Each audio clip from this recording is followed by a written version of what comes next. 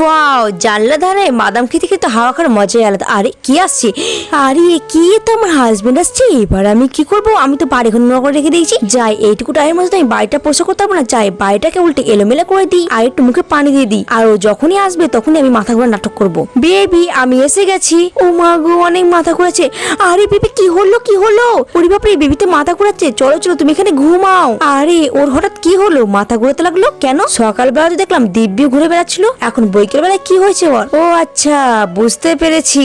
ও বাড়ি পরিষ্কার করা ভয়ে এই নাটকটা করেছে না? কি আর করবো, এমন একটা নাটকবাজ মেয়েকে বিয়ে করেছি যে কি আর বলবো। ও নাটক দেখতে তো আমার দিন পার হয়ে যাচ্ছে। জানি আমি আজকে বাড়িতে ছিলাম না, এই জন্য বাড়িতে ছড়ে ছিটে খাবার খেয়েছে আর পুরো বাড়িকে নোংরা করে রেখে দিয়েছে। এখনো যেমনই দেখেছে আমি বাড়ি ফিরছি, ও বাড়ি ঘর পরিষ্কার করা ভয় তো এইসব বাহানা করেছে। কারণ বাড়ি এসে যদি দেখতাম বাড়ি ঘর অবস্থা এরকম নোংরা হয়ে আছে, তাহলে তোকে আমি অনেক বকাঝকা করতাম।